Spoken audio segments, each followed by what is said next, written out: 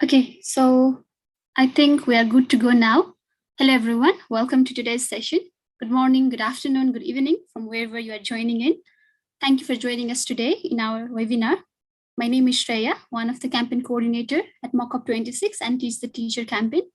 And I will be your today's moderator, moderating today's session. It will be good to know about each other and to know where we are joining from. So please introduce yourself in the chat. You can say your name, country from where you are joining in, and how to identify yourself. Maybe student, teacher, or just general youth who are interested to join in. So please feel free to write those things in the chat.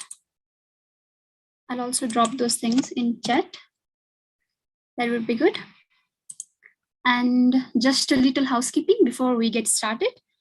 Please turn your audio off when you are not speaking. And we also encourage you to turn your video on if that is possible. And of course, if you are okay with it. And last but not the least, if you have any questions during the presentation, please type them into the chat. We will discuss them during the presentation and we'll also have time for the questions at the end. And also we want to know something from everyone. So we will be doing a Mentimeter poll. Malaika, can you share that link?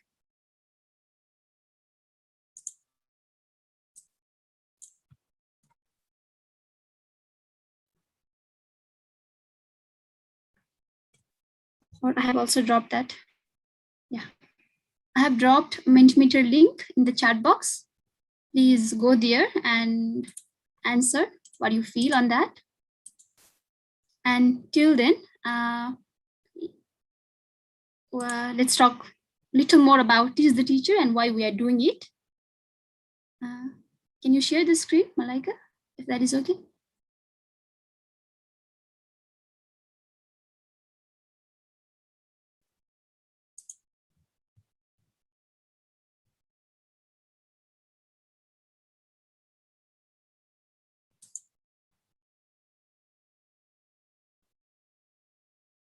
Thank you. As you already know, the topic of today's webinar is Teach the Teacher. We know that the name of this may be a little misleading, as rather than teach, we just want to talk and discuss with you as equals and be your allies in learning, communicating, and sharing about climate change.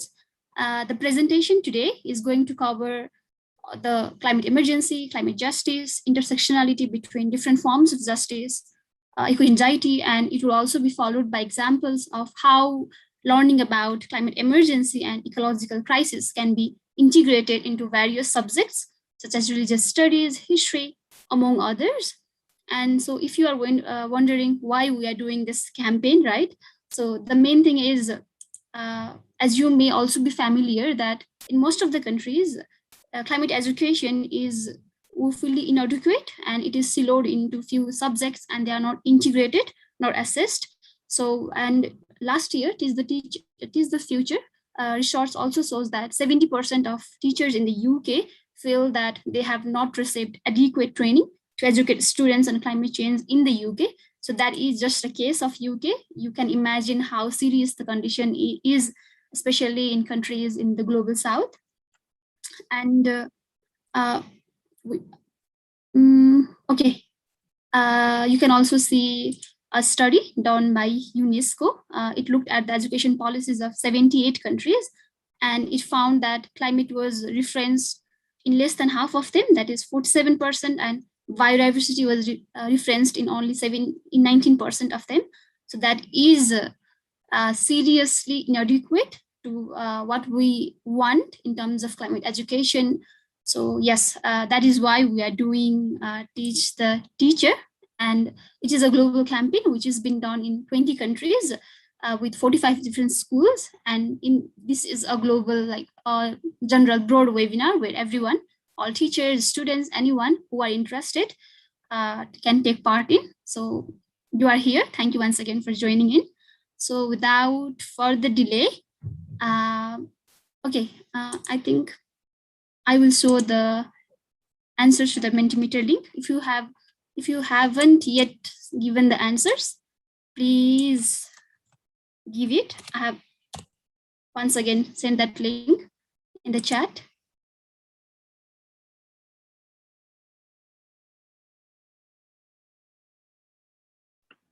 Perfect. Thank you, Sherry. I'll stop sharing now in case you want to share the answers. But yes, thank you so much, everyone, for being here and for inputting into that. While she's pulling that up, I'll introduce myself quickly, and then Kello can as well. So my name is Malika. I'm also one of the campaign coordinators and helping with Teach the Teacher project. And I'm based in Canada, and I'm really excited for all of you to be here. And climate education is super important to me. It's one of the reasons that I'm here, because of a great education I had outside of school and somewhere else. So I'm excited for all of you to be here and appreciate you taking the time. So here are some of the answers. So we're just kind of curious to get the discussion going, why you think teachers, whether you're a teacher or a student here today, might not be including climate education in your lessons. So not feeling the need, not as serious as some other issues, not having enough ideas how to do it, no training, not in the curriculum, ecological illiteracy, lack of knowledge, less resources, all great points. And for sure, a good point that it's not the teacher's fault if it's not in the curriculum and they're not being trained how to do it. So something we want to raise awareness about and trying to help a little bit with today. So thank you everyone for inputting. That's great to see. And I'll pass it over to Kello to introduce himself and then move forward.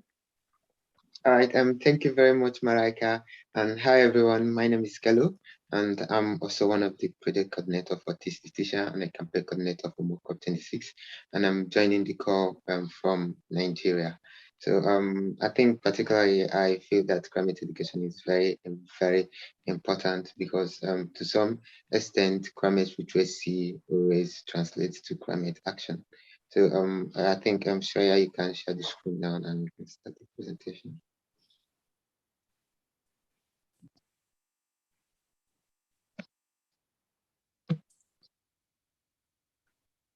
All right. Okay. 1.5 degrees C. You know what does this mean to you? I think I would like to ask our audience. Have you come across the phrase 1.5 degrees C, and what do you think it means? You can put that in the chat. And while you type that in the chat, I want to give a brief of a background. The 1.5 degrees C actually started. The phrase 1.5 degrees C started in 2015 during the Paris Climate Agreement. The Paris Climate Agreement that was COP21, when world leaders got agreed together to limit the global average temperature to well below 2 degrees Celsius. And then the IPCC report came out and said that we have to limit the global average temperature rise to 1.5 degrees Celsius. And to give you an idea, with the current path, with the current emission path, we will be reaching this 1.5 degrees C by 2020. By 2034. So in a little over a decade, we should be exceeding this if we did not cut down our emissions drastically. And this 1.5 degrees C has been used, both by the IPCC and both the Friday for the Future. If you look at the recent campaigns, fight for 1.5 degrees C as the target to for we to work towards to meeting global average temperature to 1.5 degrees Celsius. Thank you. Next slide.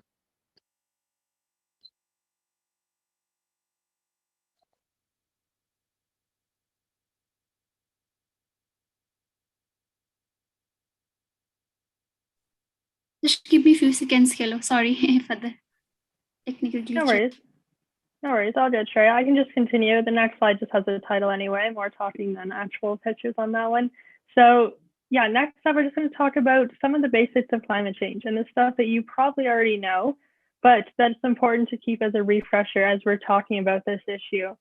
So some of the important terms: climate, that's the average pattern of weather conditions over a long period of time.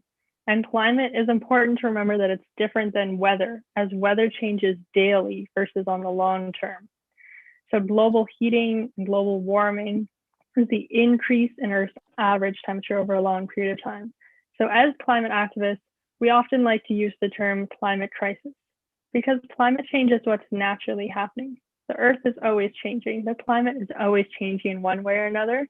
But at this point, we've gone past the safe amount of changing. So it's now changing at levels that it shouldn't be. Yeah, so the next few slides, which we'll go back and forth on, are kind of just going over some of these basics and maybe some things you didn't know and maybe some things you have already heard about or learned before. So yeah, back to you, Kello, for the next slide. And thank you, Shreya, for having those up.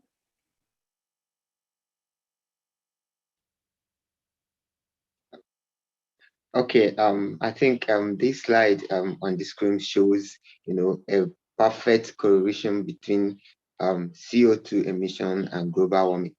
So what is evident from this slide is that with the increase, in the CO2 in the CO2 in the atmosphere, you will see an increase, in the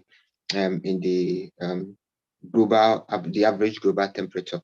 So it means that from when we have 260 ppm, which is parts per million of CO2 or CO2 equivalent in the atmosphere, we have we see the corresponding global average temperature. So this also validates the science, where scientists have been telling us that the anthropogenic CO2 emissions into the atmosphere is what is leading to the increasing global warming, and which is and its resultant climate change. Next slide, please. So it's not invisible, and as we all know, but it is happening now.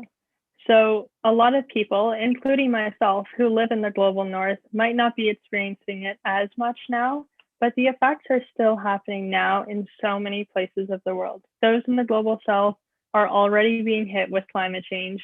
And even here in Canada, where I am, the climate change has become more clear than ever this year, with wildfires wiping out entire communities. So because of this, a lot of people fall into the trap of choosing not to believe or not to do anything about climate change because it doesn't affect them today. But just because you might be feeling a little extra heat and might not be affecting you to the large scale today, it will be. It's not just a little extra heat and invisible climate change in terms of the current climate crisis. So I can guarantee you that at some point it will affect you in your life. So we have to remember that although not everyone's seeing it today, it will get there, and it is already affecting people today.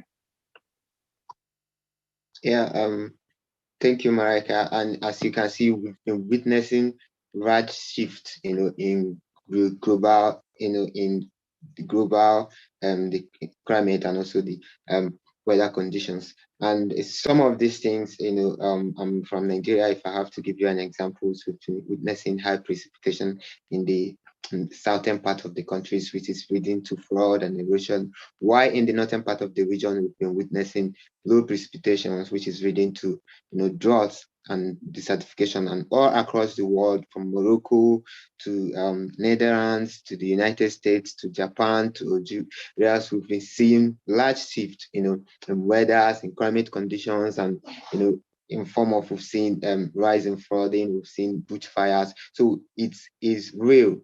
These are some of the evidences that tell us that the climate crisis, that we are in the middle of a climate emergency, and there is urgent and dire need to step up action.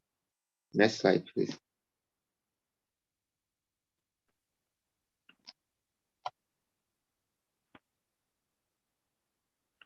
So some of the real life impacts. So $1 trillion expected to go towards coastal areas due to the rising seas and greater storm surges by 2050. 170% increase in flood risk when we get to 2 degrees of warming. So that's the 1.5 and 2 degrees that Kello was talking about earlier. 5 billion people expected to lack sufficient water by 2050, and many already do. 8% of endangered species will become extinct due to climate change. an 18% shrink in the world economy in the next 30 years. So this is more than just an environmental issue. It does affect the economy.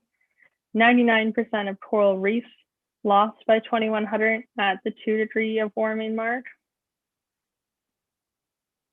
And no ice in the Arctic during summer, at least once every 2 years at 2 degrees of warming. So as you can see, there are lots of scary statistics about climate change and what's happening or will be happening. But although those can be hard to see, it's important to remain hopeful and focus on the things that we can do, because there is still so much that we can do. Okay, climate justice. This is a very important phrase. If you've been active in the climate movement, you must have come across the word climate justice, climate justice. But now we want to talk about climate justice and what does this actually mean. And climate justice actually is, if you look at the impact of climate change, you find out that climate change disproportionately affects different people. For people in low-income communities, around the world, feel the impact or the broad impact of climate change. Once you talk about also coastal communities living, some of the people living in the front line of climate change, and also these people who feel the worst impact of climate change are still the people who have, contributed little, nothing to the emissions that are leading to the warming in the first place. So climate justice is the fair treatment of all people and the freedom from discrimination, in the creation of policies and projects that address climate change, as well as the systems that create climate change and maintain this discrimination. This is a very wordy definition, but just to summarize it, climate justice is social justice. And it's very important in when drafting climate policies in framings and narrative around climate change, to make sure that you enshrine this definition of climate justice. Absolutely. Thank you, Tello. And if anyone ever has questions throughout this, feel free to put them in the chat and we will get to them at the end. So this quote, to summarize kind of what Tello just said: climate justice links human rights and development to achieve a human-centered approach, safeguarding the rights of the most vulnerable and sharing the burdens and benefits of climate change and its resolution equitably and fairly. So the emphasis here should be on the vulnerability to the consequences of climate change due to the power and privileged access to resources and financial capital to try and mitigate the impacts. So we will be affected by climate change, but some will be worse affected and impacted sooner. So it's all about the most vulnerable people and areas and how they're being affected.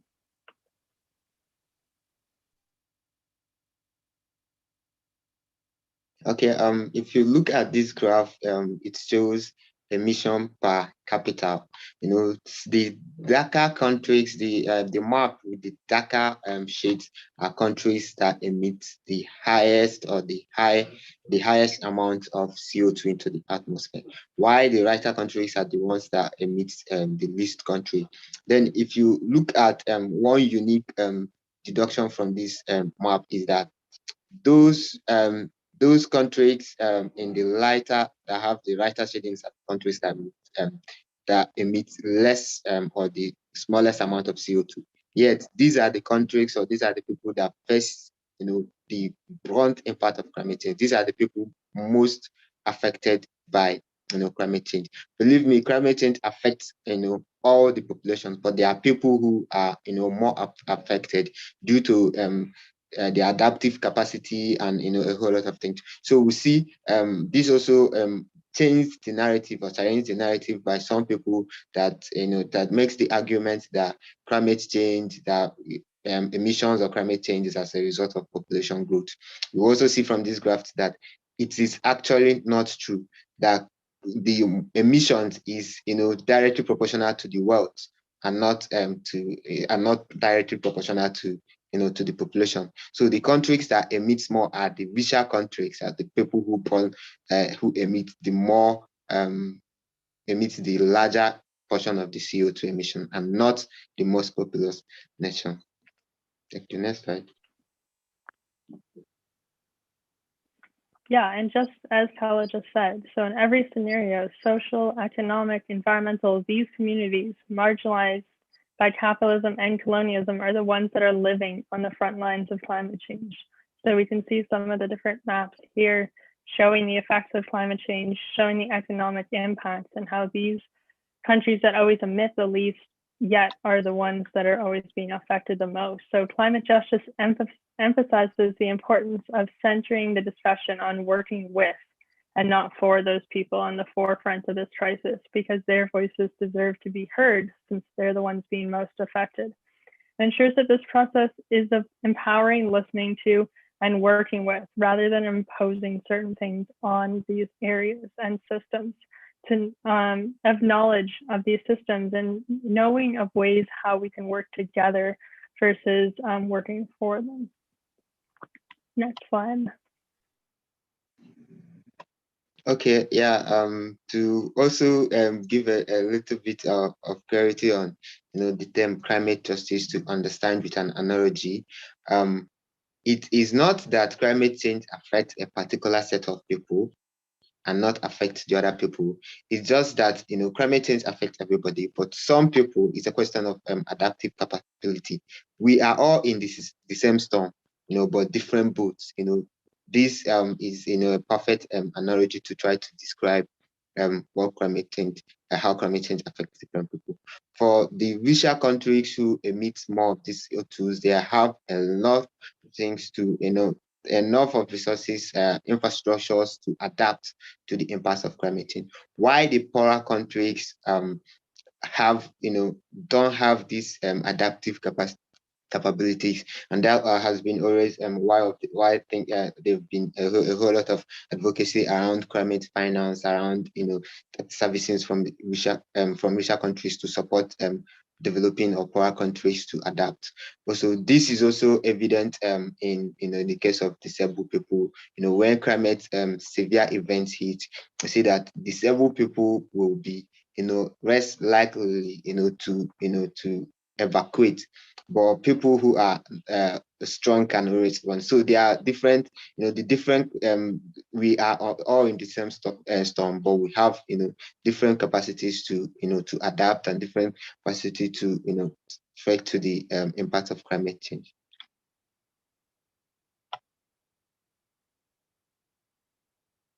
Now the intersectionality, talk about the intersectionality of climate change. When you talk about climate change and its intersectionality, it's very important to me that we explore in research. You talk about religious inequality, you talk about racial justice, you talk about climate justice, you talk about the LGBTQ, the disability justice, the gender inequality, and also the climate and social justice of its state. Now, the intersectionality is not just on an individual basis, but also on a systematic and institutional level as well. So it is a part of everything within our life, including the environmental issues.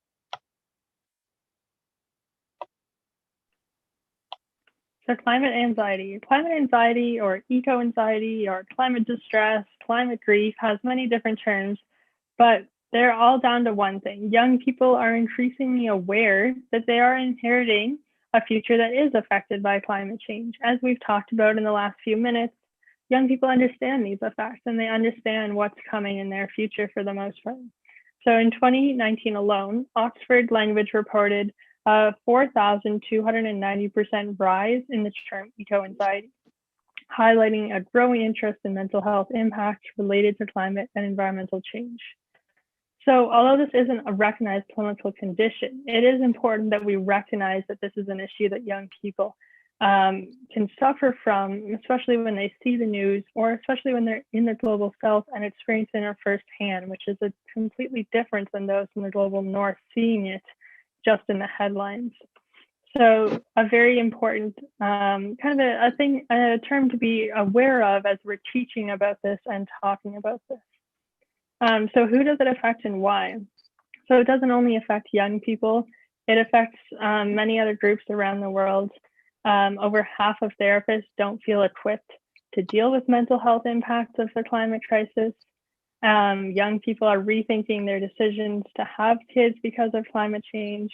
And there are other mental health impacts. So people dealing with extreme weather are likely to suffer as well.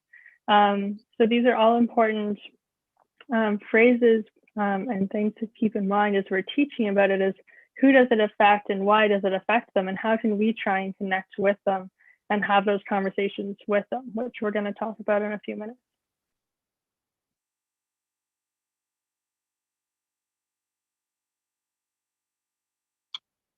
Okay.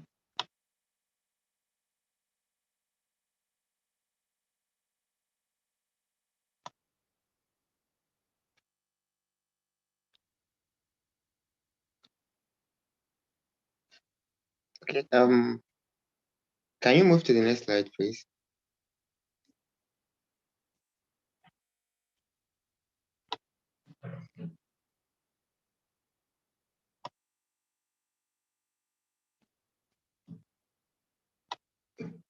Okay.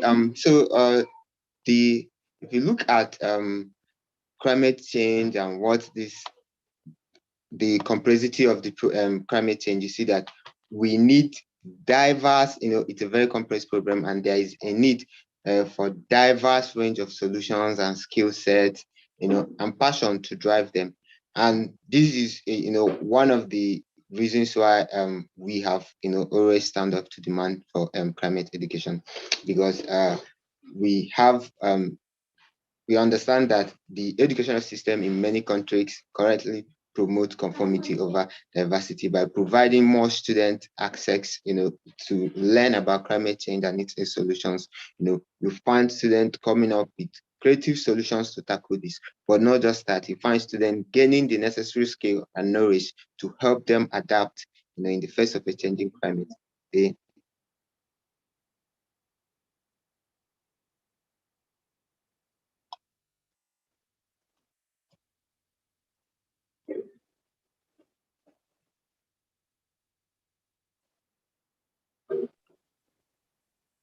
Sorry, yeah, I was just trying to find where we were, but yeah, so what can we do? So it's important to remember that although there are so many big and scary statistics about what's already happening and will be happening, it's important to remember that it's not too late. We can still do something, and everyone can still make a difference, especially when we work together as a collective. So if you're a teacher, to begin having these open conversations, which we'll continue to discuss in the next few minutes, to be open to listening to your students' fears, to discuss this issue with them and try and integrate it into more of your lessons where possible in the curriculum. And the students to be able to discuss it with each other, to be able to discuss it at home and with friends, and make this more of an open topic where we can all work together on it, because at the end of the day, working together as a system and as a society is going to be the way that we're going to solve this.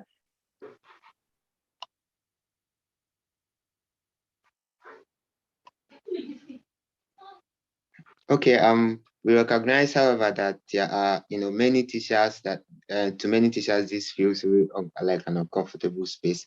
Like us, you've perhaps not been taught much, and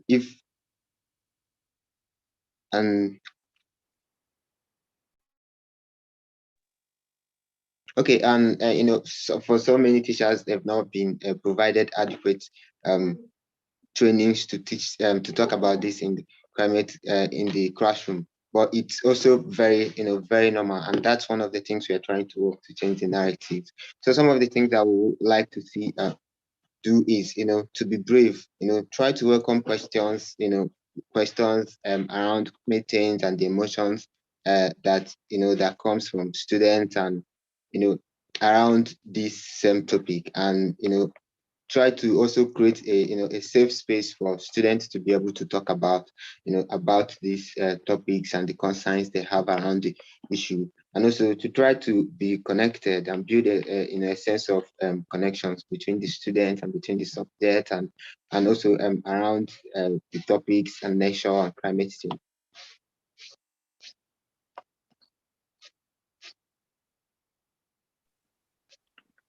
So be brave. Where do we start? Begin by letting yourself off the hook of thinking that you need to know everything. because you don't need to feel the pressure to know all the answers in order to welcome these conversations. So this sort of learning begins simply by creating the space to talk. And your role here isn't to teach, it's to facilitate these conversations for your students and for the classrooms you're in. So what can that look like? Well, for a start, you don't need to feel like the expert in the classroom, unlike usual, where you're teaching the students. But if a lack of skill and experience puts you off, then we welcome you to look beyond this, because we're not looking for you to be a climate expert, simply giving someone permission to learn together and for the class to be able to talk about this. So be brave and welcome the questions. Students have lots of questions. Trust us when we say that. They want to learn and they want to explore this more, but we're sure you have questions as well, which can all be explored together as you begin learning about this together as a class.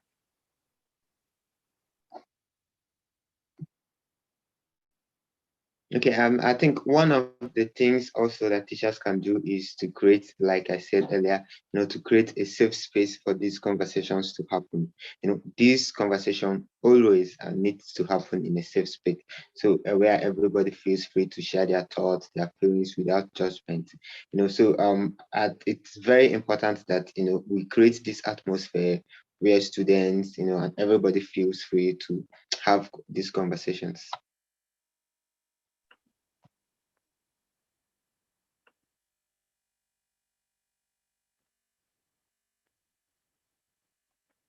Yeah, so some more things. So as we're kind of, you can go through them all if you want to bring them all up there, Shreya. So just some different things to think about is when we're talking and teaching about this, to be free of judgment, be active in listening to what others are saying, challenging in a conscious way, ensuring that all voices are welcome and respecting each other. So it's always a positive start to invite the class to help co-create the agreements for what your safe space might look like, and to work together to discuss this.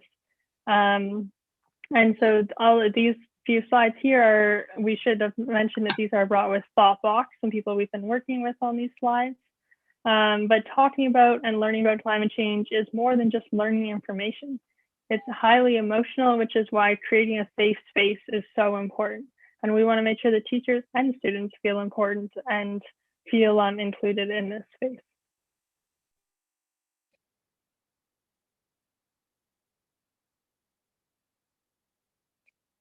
Okay, yeah, I think you can just go ahead and bring it up. So I think to start talking about the connections to climate changes, to climate crisis and the subject we've been taught in school, I think that you all agree with me that climate change is something you talk about in geography or science, and it isn't the job of just one person to deal with it in schools. It connects to all subjects in schools and to all areas of our lives. So welcome the opportunity to be creative with your student and explore how climate connect to what you are teaching, and maybe even on a daily basis. It may be that you start teaching each lesson with a question or an invitation to spend a few minutes talking about something that happened in the news and inviting students to link it to the lessons. It may be that the opportunity arises at the end of each lesson or each week to reflect on what you've learned and how it connects to what is happening in the world. It may also be introducing one inspiring change makers or inspiring action every day that is making a difference and responding to the crisis in a positive way. It may be an opportunity to look at the wider curriculum and map in places to bring climate conversation into the lessons. These regular conversations are space to explore the link between climate and the wider world, which will help build the connection, empowerment, and energy for responding to what lies ahead.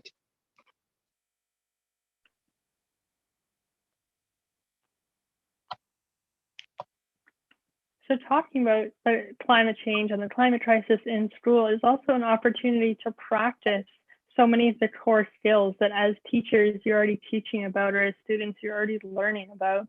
So skills such as critical thinking, resilience, adaptability, and creativity, so that we can work and think about this problem in new and creative ways and use our problem solving skills So bringing all of these skills that we already use in the classroom to talk about this issue that maybe isn't talked about in the classroom as much can help bring everything together. So we talked really about intersectionality and how climate crisis links across people, places, and communities. So climate change is social justice, but it is also emotional health, planetary regeneration, and so much more. So understanding all of these impacts and how it's all connected is important to be able to discuss it and move forward together.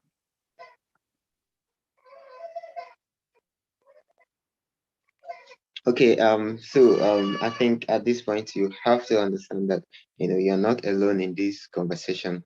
Maybe you want a bit of support with how to deal with the tricky conversation in which you may wish to download one of our ThoughtBox training modules on free curriculum for support and guidance. And maybe you want to learn a bit more about anxiety and how to respond to, in which case you may want to attend a seminar or explore resources from the Climate Psychology Alliance, or look at the Force of Nature Education Park. But you don't need to worry about being ready enough or doing your homework first. Today is the day to start this conversation, and now is the time to begin. Remember, we are with you all the way as we are all together in this. If you feel uncertain or unsure about whether to start having this conversation, one thought to keep in mind is this: the best way to prepare young people for the world beyond school is by exploring the world beyond school as often as possible.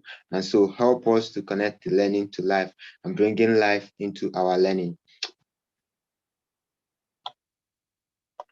And you don't need to do this alone. We are learning. We are here to do this with you. And to be honest, we really welcome the chance to help our learning start to prepare us for the world that we are going to inherit. And yeah, thank you so much for listening. And I think I'll hand over to Marika to.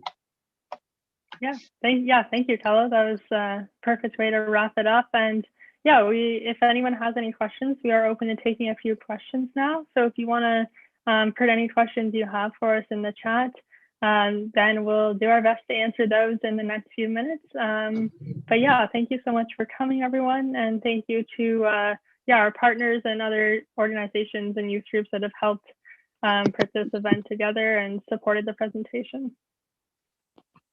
So yeah, we'll give a few minutes if you guys want to type a few questions in the chat, and then we'll wrap up shortly after that. But if you have to head out, then you're welcome to as well. So thank you for coming.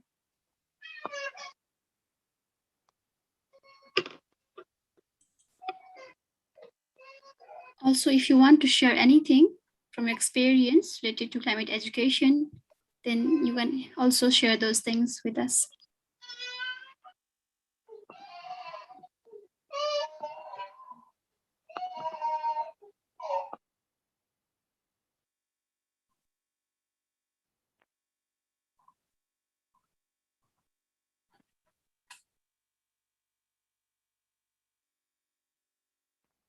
I see a question here. If we have any future ideas, who could we connect with?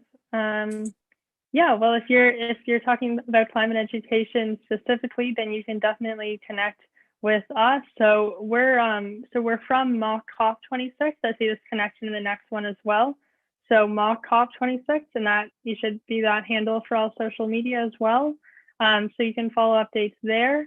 But this campaign specifically is called Teach the Teacher. And it's kind of just a sub project under Mock COP. So yeah, definitely follow us on social media. I know Shreya and some others are monitoring those, so you can reach out on there. You can also reach out at hello@mockcop.org, which I can put in the chat. Yeah, so that's how you can reach us. You can find the website there that Shreya's just put in as well. So definitely. Kalo or Shreya, feel free to jump in if you guys want to answer these as well. How to increase students' interest in the subject of the environment. Yeah, feel free to, you can add on anything, Shreya, after, but I guess just to bring it to life, and instead, for me personally, what I would say is to not just bring the statistics and the definitions of greenhouse gas. That's all I remember learning about in my science class was the definitions and the stuff that you kind of already knew, but didn't really bring it close to home. So more talking about, how this is affecting people today, how this will affect us, how your community or your country might be affected, and bringing it more into real life and just kind of connecting it more to your students' lives. Because I find that often definitions and statistics on their own can get lost in students and they don't see how it connects to their lives as much.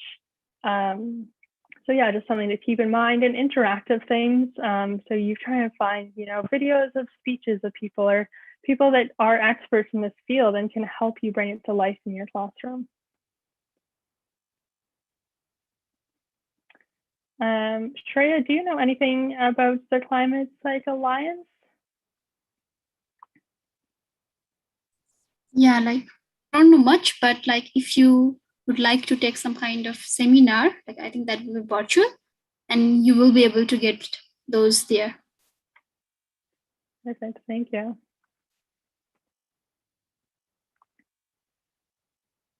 Any other questions people have? Otherwise, these were great questions. We hope you enjoyed this. And the session, just so you know, it was streaming on YouTube.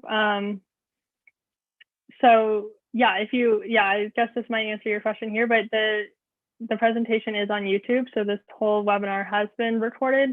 So you're welcome to go back and rewatch it on YouTube. It's just Mock COP 26 on YouTube. Yeah, so you're welcome to rewatch it or share with other people or other teachers that you might be interested in. Yes, also there is a query about the presentation. So if you can drop your email in the chat box, we will send this presentation to you.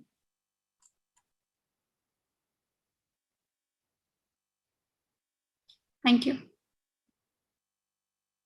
So if you have anything that you want, now we are going to conclude our webinar. So if you have anything that you want to share or discuss, then please feel free to jump in. Otherwise, we will go towards wrapping our session. But before that, can we turn on our video for a few minutes to have a screenshot picture of all of us, if that is okay? Yeah, I'm going to stop streaming on YouTube right